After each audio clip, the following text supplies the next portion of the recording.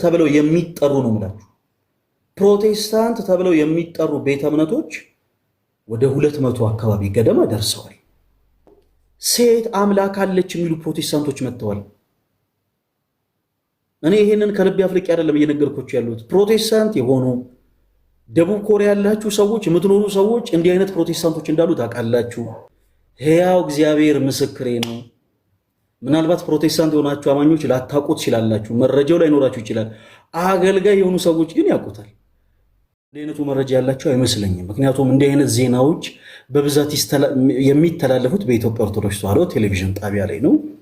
በሰሜን አሜሪካ እና ደግሞ በአውሮፓም ጭምር ስፔሻሊ በምዕራብ አውሮፓ አካባቢዎች በጣም ብዙ የፕሮቴስታንት ቤተ እምነቶችን ኦርቶዶክስ ቤተክርስቲያን እየገዛች ነው። የፕሮቴስታንቶችን ቤተ እምነት እናፈርሳለን አላለም። ኦኬ፣ የትኛውም ኦርቶዶክስ ያመኝ እንዲህ አይነት ዓላማ የለውም። እንዲህ አይነት ዓላማ ያለው ሰው ራሱ ቢጮህበት ኦርቶዶክስ የሆነ ክርስቲያን አይሰማም። ምክንያቱም እኛ በዛ እናምንም። የኔ ተወዳጆች ግን መሬት ላይ ያለ ሪያሊቲ ሆነና ኦርቶዶክስ ቤተክርስቲያን በሰሜን አሜሪካ በአውሮፓም ያሉ በጣም ብዙ የከሰሩ የፕሮቴስታንት አዳራሾችን እየገዛች ነው። እግዚአብሔር ይመስገን። እኛ በዚህ በጣም ደስ ብሎናል።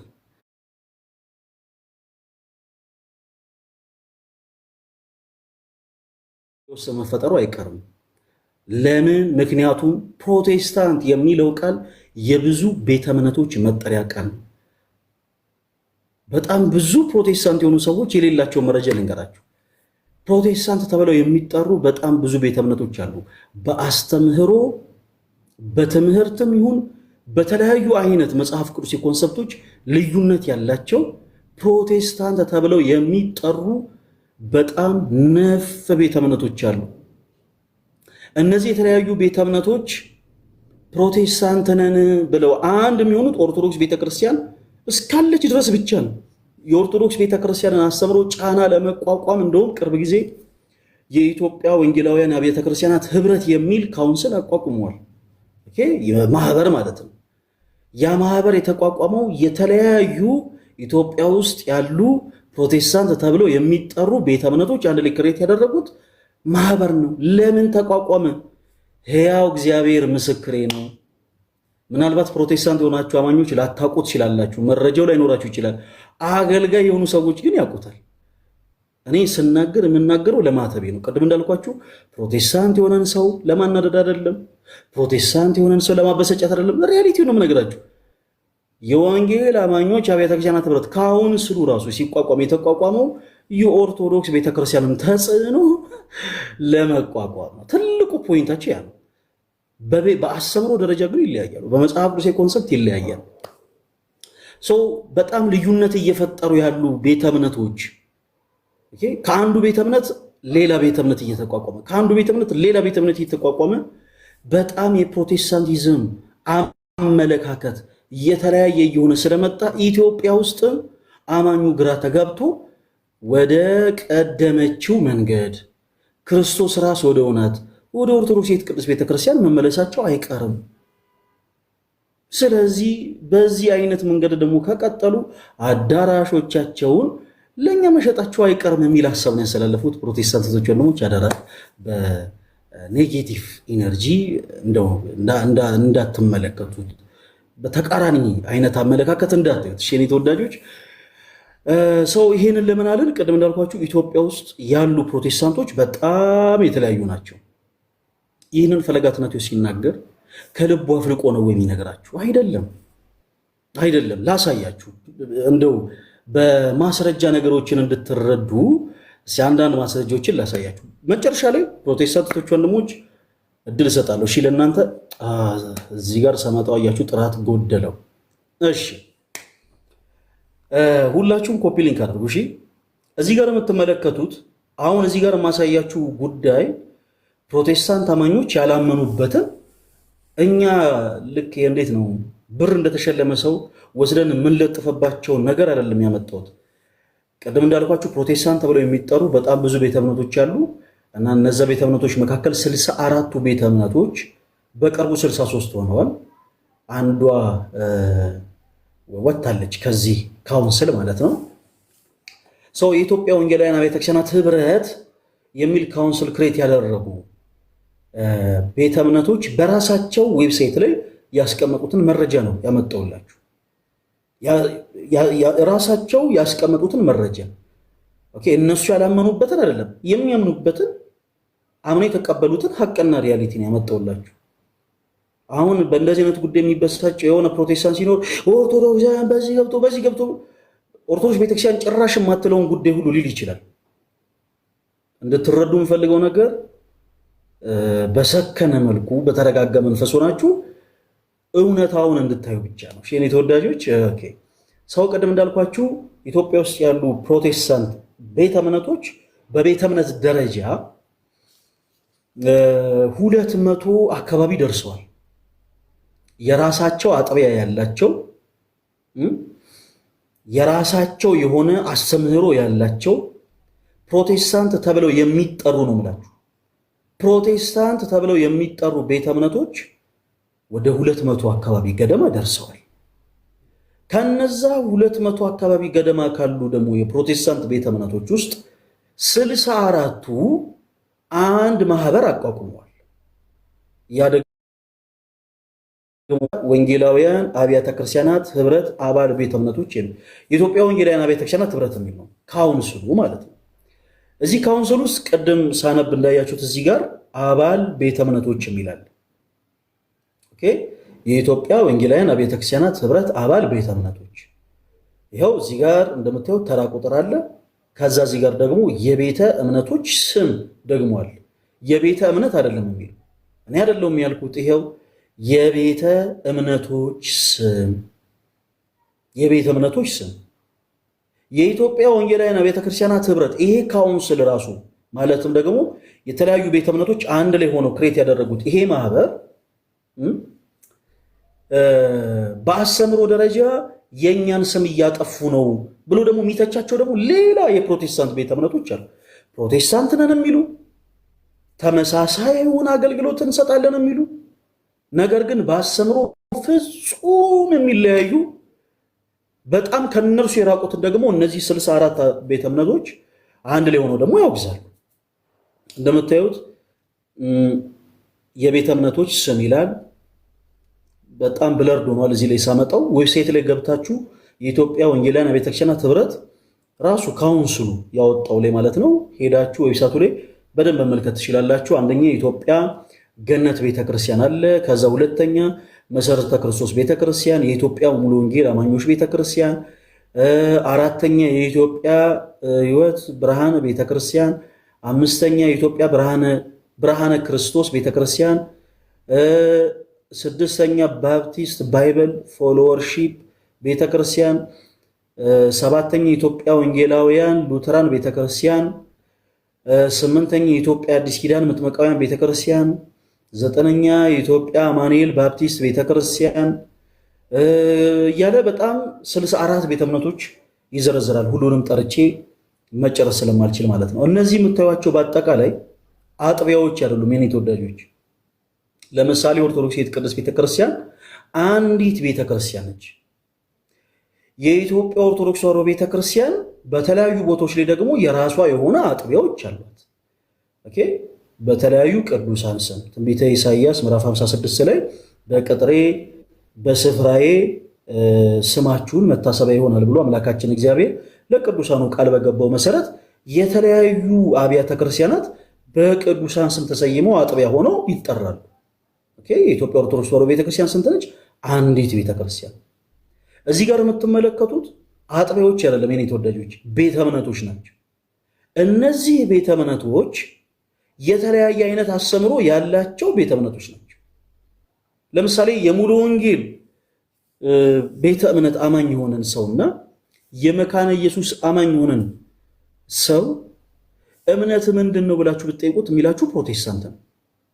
በአስተምህሮ ይለያያሉ። ለምሳሌ ሙሉ ወንጌል ቤተክርስቲያን ውስጥ ያሉ አማኞች የህፃናት ጥምቀት መጽሐፍ ቅዱስ አስተምህሮ ነው ብለው ያምናሉ። ካጠፋው እናንተ አርሙ። መጽሐፍ ቅዱስ የሆነ አስተምህሮ ነው፣ መጽሐፍ ቅዱስ የሆነ ባክግራውንድ የለውም ብለው ያምናሉ። የጌታችን የኢየሱስ ክርስቶስ ቅዱስ ስጋና ክቡር ደሙ ቅዱስ ቁርባን አማናዊ አይደለም ብለው ያምናሉ። ቅዱሳት ስዕላት መጽሐፍ ቅዱስ አይደሉም ብለው ያምናሉ። በተቃራኒ መካነ ኢየሱስ ደግሞ መካነ ኢየሱስ ፕሮቴስታንት ነን ብለው የሚጠሩት በተመሳሳይ መካነ ኢየሱሶች ስዕላት መጽሐፍ ቅዱስ መሰረት አላቸው ብለው ያምናሉ። ቅዱስ ቁርባን አማናዊ ነው ብለው ያምናሉ። የሕፃናት ጥምቀት መጽሐፍ ቅዱሴ ነው ብለው ያምናሉ። እንደውም በጣም የሚገርማችሁ በእምነት መግለጫቸው ላይ የሕፃናት ጥምቀትን የማያምን ሰው 100,000 አጋንንት ያለበት ነው ብለው ራሳቸው አስቀምጧል። እኔ አይደለሁም ያልኩት። መካነ ኢየሱስ ቤተ እምነት ውስጥ ያሉ አማኞች ናቸው። እንደውም ቅርብ ጊዜ መካነ ኢየሱስ ከዚህም ደግሞ ካውንስል ራሷን አግልላለች። በመካነ ኢየሱስ ውስጥ ያሉ እያንዳንዳቸው አገልጋዮችም አማኞችም ከሌላ የፕሮቴስታንት ቤተ እምነቶች ጋር ህብረት እንዳያደርጉ ጥብቅ የሆነ መመሪያን ያስተላልፋለች። ለምን? አስተምሩ ስለሚል። እኔ አይደለሁም ያልኩት፣ እየሆነ ያለ ሪያሊቲ ነው። ተወዳጆች ቁጥራችን ይህን ያክል ደርሷል ብላችሁ አካኪ ዘራፍ ስትሉ ዲስማች ደግሞ በአስተምሮ ደረጃ እንደተለያያችሁ ማስተዋል አለባችሁ። እኔ ደስ ይበላችሁ፣ ችግር የለብኝም። እያንዳንዱ የፕሮቴስታንት አማኝ አይ በቃ ሙሉ ወንጌልም መካነ ኢየሱስም ተልእኮ ለትውልድ ምናምን የሚባል የለም፣ በቃ አንድነን አንድ ለኛ ደስ ይለናል። እንደውም ስራ ይበዛብናል። አንዴ ሙሉ ወንጌል ሄደን ነፍሳት ስንነጠቅ፣ አንዴ መካነ ኢየሱስ ሄደን ነፍሳትን ስንመልስ፣ አንዴ መሰረተ ክርስቶስ፣ አንዴ ቃለ ሕይወት። ስራ ከሚበዛብን እንደውም አንድ ሆናችሁ ስራችን መጠቀሉልን ደስ ይለናል።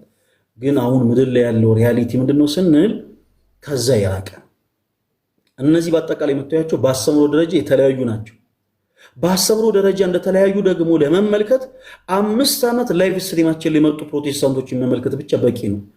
ዩቲዩባችንን ሁላችሁም ሰርች እያደረጋችሁ ተከታተሉ። ወንድሞች ላይቭም ሲከፍቱ የሚወያዩትን ውይይት ተመልከቱ። ፕሮቴስታንት ነን ብለው ከመጡ በኋላ የሙሉ ወንጌል አስተምሮ፣ የመሰረተ ክርስቶስ አስተምሮ፣ የቃለ ሕይወት፣ የተልእኮ ለትውልድም፣ የ7000 ምርጦቹ፣ የወንድማማቾች ቤተ እምነት፣ የአማኑኤል ህብረት፣ የአማኑኤል መጥምቃውያን የሁሉም አስተምሮ ይለያያል። እኛ ፈልገነው አይደለም፣ ራሳቸው ያደረጉት ነው። ይሄ የእኛ ድክመት ሳይሆን ያነሱ። ሌላው በፕሮቴስታንት ቤተ እምነት ውስጥ ፕሮቴስታንቶች የማያውቁትን ነገር ዛሬ ልንገራችሁ። በጣም ብዙ ፕሮቴስታንት የማያውቀውን እውነታ ልንገራችሁ። በፕሮቴስታንት ቤተ እምነት ውስጥ ሁሉም የተለያየ አይነት አስተምሮ አላቸው ብያችኋለሁ። የተለያየ አስተምሮ እንዳለ ይሁንና ያው የምናውቀው ሀቅ ስለሆነ በጣም አስደንጋጭ እና ሰይጣኒክ የሆኑ ደግሞ ትምህርቶችም አሉ። ለምሳሌ ፕሮቴስታንት ነን ብለው ራሳቸውን ከሚጠሩ ቤተ እምነቶች ውስጥ አንዱ ተልእኮ ለትውልድ ነው። የተልእኮ ለትውልድ ቤተክርስቲያን አማኞች ከነ መሪያቸው ከነ ቤተክርስቲያኑ መስራች ኢየሱስ ክርስቶስ ሰይጥኗል ብለው ያምናሉ። ይህንን በጣም ብዙ ፕሮቴስታንት አማኝ የሚያውቅ አይመስለኝም። የተወሰኑ ለሶሻል ሚዲያው ቅርብ የሆኑ ሰዎች የሚያውቁ ይመስለኛል። በዚህ ሰው ስህተት ሌላ የፕሮቴስታንት አማኝን ብሌም ላደርግ አይደለም። እሺ እኔ ተወዳጆች፣ እንደውም እዚህ ጋር ክሬዲት መስጠት ካለብኝ ልስጥ። እዚህ ጋር የምትመለከቷቸው ቤተ እምነቶች እንዲህ አይነቱ አስተምሮ ትክክል አይደለም፣ እንዲህ አይነቱ አስተምሮ እኛን አይወክለንም ብለው ተናግረዋል። ቅድም እንዳልኳችሁ በሆነ አይነት ነገር ፕሮቴስታንቶች በቃ እንዲህ ናቸው ምናምን የማለት ዓላማ የለንም። ሪያሊቲውን ግን መናገር እንፈልጋለን። ተልእኮ ለትውልድ የሚባል የፕሮቴስታንት ቤተ እምነት ኢየሱስ ክርስቶስ ሰይጥኗል ብለው ያምናሉ። የተልእኮ ለትውልድ ቤተክርስቲያን ባለራዕይና መስራቹ ሐዋርያው ዘላለም ይባላል እና ይህ ወንድማችን ኢየሱስ ክርስቶስ ሰይጥኗል ብሎ ካስተማረ በኋላ በአንድ ወቅት በጣም ብዙ ጫና ሲበዛበት የሚዲያ ጫና ይቅርታ ጠይቆ ነበረ። ከዛም በኋላ ቅርብ ጊዜ ግን በሆነ ኢንተርቪው ይቅርታ፣ ያንን ኢንተርቪው አሁን ማግኘት አልቻልኩኝም። አይሆፕ ሌሎቻችሁ ግን አግኝታችሁ ምናልባት ፖስት ልታደርጉት እንደሚችሉ አምናለሁ። እና በሌላ ኢንተርቪው ላይ ምን ብሏል መሰላችሁ? እኔ የደረስኩበትን መረዳት ሌሎች ስላልደረሱበት ነው ብሎ ተናግሯል። which means ከዚህ በፊት የተናገርኩት ነገር እውነት ነው። ኢየሱስ ክርስቶስ ሰይጥኗል እና ሌሎቹ ለማመን የከበዳቸው እኔ የደረስኩበት መረዳት ላይ ስላልደረሱ ነው ብሎ ሌላውን ተውት። ስለ ተልእኮ ለትውልድ ማስረጃ ወጥቼ አሳያችኋለሁ። እዚህ ጋር ፕሮቴስታንትም ኦርቶዶክስ የሚሆናችሁ ሰዎች አግዙኝ። በውጭ ዓለም የምትኖሩ በተለይ አሜሪካ፣ ደቡብ ኮሪያ እና ሌሎችም ልክ እንዲህ አይነት ቦታዎች ላይ የምትኖሩ በውጭ ዓለም ያላችሁ ወንድሞች የፕሮቴስታንት ቤተ እምነት አሁን ላይ በጣም ሰፍቶ ኢትዮጵያ ውስጥ ያለውን ተዉት፣ በውጭ ዓለም ደግሞ በጣም ሰፍቶ ሴት አምላክ አለች የሚሉ ፕሮቴስታንቶች መጥተዋል።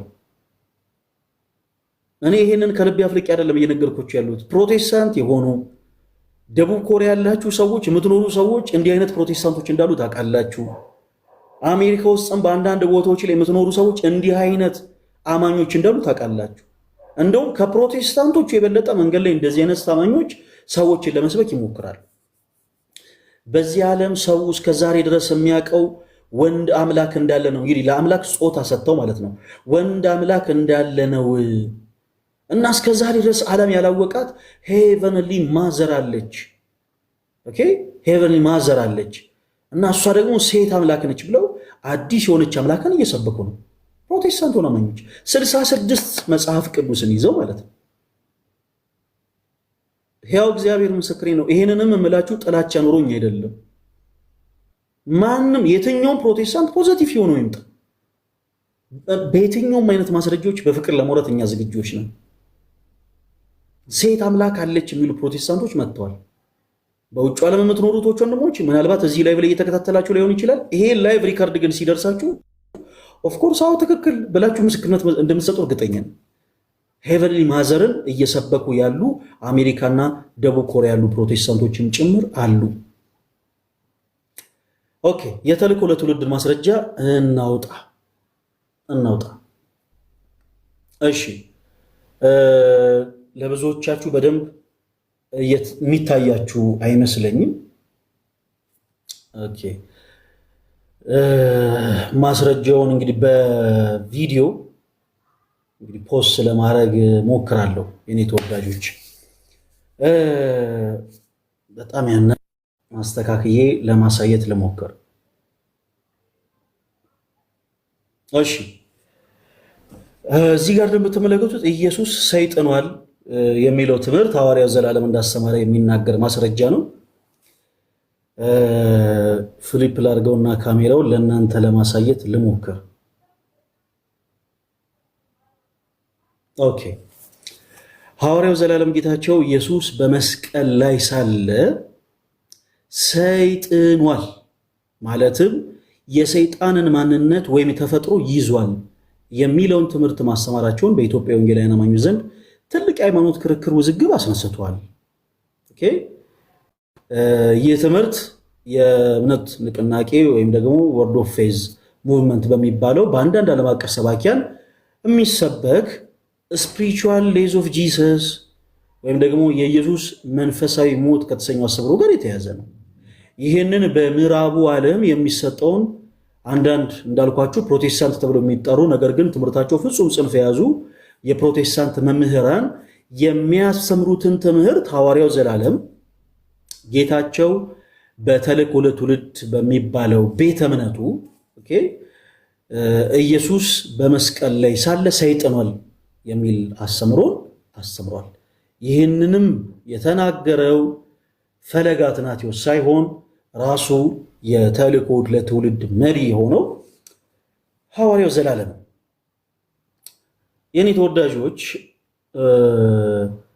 ፖይንታችንን ለመጨረስ ያክል ብዙ ማስረጃዎችን እያወጣሁ ባሳይ ደስ ይለኝ ነበረ። ነገሩ ብሽሽቅ እንዳይመስል ልተወው። ይህን ሁሉ ማስረጃ ያወጣሁላችሁ ፕሮቴስታንቶች ወንድሞች፣ እኛ ክርስቲያን እህት ወንድሞቻችሁ በክርስቶስ ፍቅር እንወዳችኋለን። እናንተን ካላችሁበት የግድቅ ጨለማ ወደሚደነቀው ብርሃን እንድትመጡ በክርስቶስ ፍቅር ኢንቫይት ስናደርጋችሁ ስንጋብዛችሁ እናንተን ለማናደድ እናንተን ለማበሳጨት ፈልገን ግን አይደለም። የለም እኛ ትክክለኛው መሰረት ላይ ነው ያለነው፣ እናንተ ኦርቶዶክሲያን አታስፈልጉንም፣ እኛ መጽሐፍ ቅዱስ ባግራውንድ አለን የምትሉ ፕሮቴስታንቶች ካላችሁ እንዲህ አይነት የምናነሳቸውን ማስረጃዎች በመጽሐፍ ቅዱስ ማስረጃ ከኛ ጋር ገብታችሁ መውራት ትችላላችሁ። እነዚህን ሁሉ ማስረጃዎች ግን አውጥተን ያሳየናችሁ ተብለው የሚጠሩ ቤተ እምነቶች ምን ያክል ባሰብነው ደረጃ እንደሚለያዩ ነው። ያው እንግዲህ በሀገራችንም ብሂል ፈረስ ያደርሳል እንጂ አይዋጋም። ይሄን ያክል የተወሰኑ ነገሮችን ካሳየናችሁ ፕሮቴስታንቶች ወንድሞች ዘወትር እንደምትከታተሉ እኛ ቃል ዘወትር ህብረት ከምታደርጉበት ቸርች ላይ ካሏችሁ መምህራን፣ ካላችሁ ፓስተሮች፣ ካላችሁ ፕሮፌቶች በተሻለ መንገድ ሁላችሁም እንደምትከታተሉ እኛ ቃል ከአማኙ ይልቅ ፕሮቴስታንት የሆኑ አገልጋዮች እኔን እንደሚከታተሉ አውቃለሁ። እና ፕሊስ እንደዚህ በአይምሯችሁ የሚፈጠሩ ጥያቄዎችን መጽሐፍ ቅዱሳዊ የሆኑ ምላሾችን እየሰጣችሁ እባካችሁ ለራሳችሁ መልስ አገኙ ለማለት ያክል ነው። ከሰሞኑ እንደ እግዚአብሔር መልካም ፈቃድ የፕሮቴስታንቲዝምን ሰው ሰራሽ ትምህርቶች እንደውም በተሻለ መልኩ ቪዲዮ እየሰራን ለብዙ ፕሮቴስታንቶች ወንድሞች መረዳቱ እንዲኖራቸውና እንዲደርስ ለማሳየት እንሞክራለን።